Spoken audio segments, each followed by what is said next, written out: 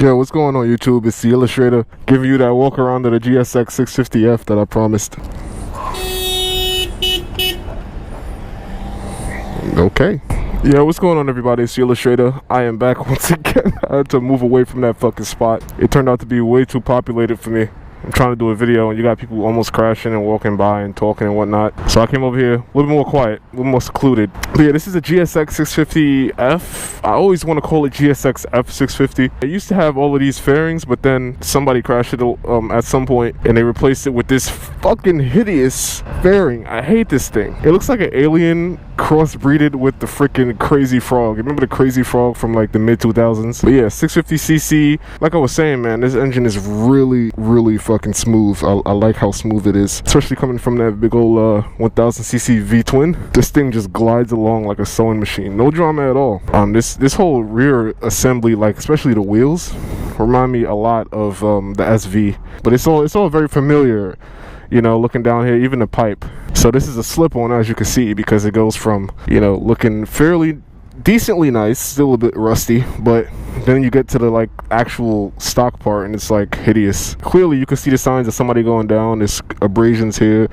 The can is actually dented, which I guess if it had enough force to do that, it's probably a good thing it wasn't carbon fiber because it would have just cracked it. Every single bolt is like rusted and corroded and whatnot. These are obviously the fairing mounts, but like I said, this generic ass Revzilla eBay bullshit is going on there. Header pipes are tiny.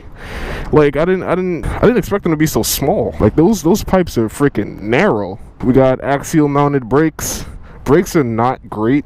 They do the job, but they're just not great. Like they very mushy. They don't even have stainless steel lines, so they're like, and then they have like this over the fender style bullshit going on, so they're very mushy. The back brakes are the same story, but they can still easily lock up the back wheels, so I get my skirt on. The fender is actually still on, although it's hanging off and it's only held on by like zip ties.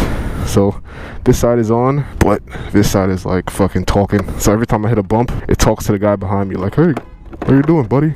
You tailgating me? Back the fuck up. Still got the chain guard. The chain is on life support, man. This thing is gonna, like, this thing, God, I don't know how I'm riding this shit with this chain looking like this. I'll probably at least throw some lube on this thing. Soaks up the bumps nicely. So do the forks. Huh? No, I'm just filming a video. Nah. Oh wait. It's a nice little beater. Oh,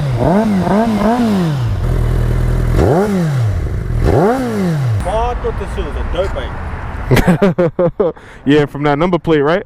Yeah. It runs really good. That's the main thing about it. Like the engine, like I'm really pleased with the engine. It's got a shift light, fuel gauge. It's got a gear counter too. Like this thing is loaded. I'm a fan of this thing, you know. But even with that said, I cannot wait to give it back.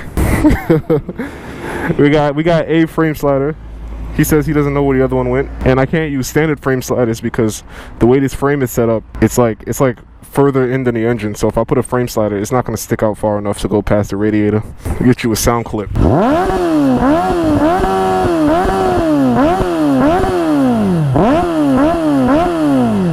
It sounds good. All right, let's get the fuck out of here.